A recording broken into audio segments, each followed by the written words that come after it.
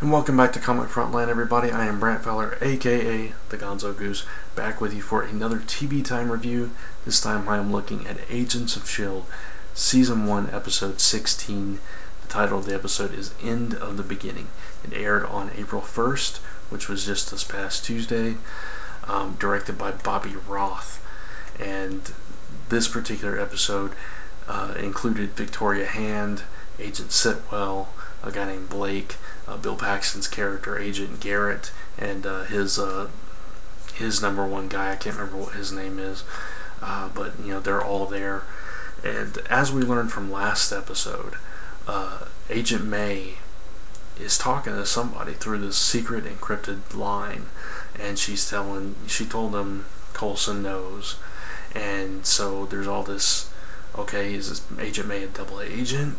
What's going on? And in this episode, a minor spoiler, Fitz discovers the encryption line because he's trying to create an encryption line so he can talk to Simmons, who has gone to the hub, and she's hoping to test Sky's blood. That's kind of a running thing throughout this.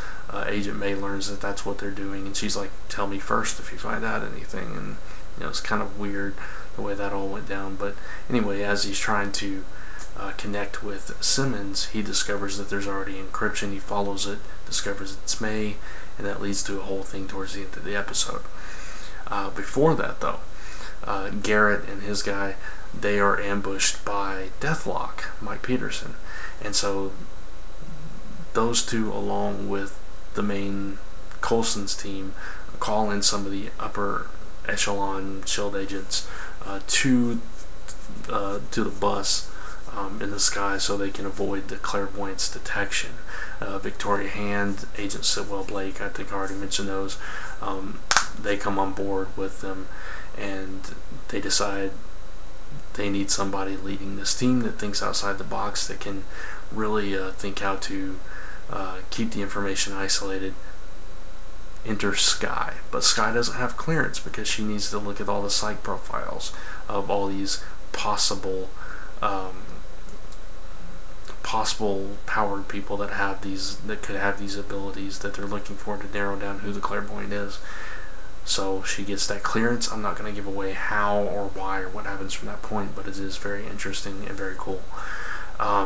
So she decides to disseminate the information so that not every person has all the information.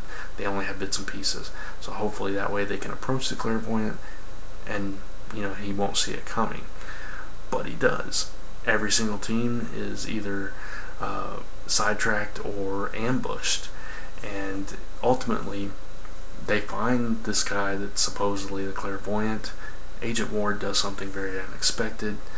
And then by the end, Coulson's wondering if they found the right guy or not, or if it was a misdirection because they were kind of led right to him by Deathlock. So, you know, not trying to give too much away. Been out for a few days. Hopefully you've already seen it. By the end of the episode, and this is going to be a spoiler,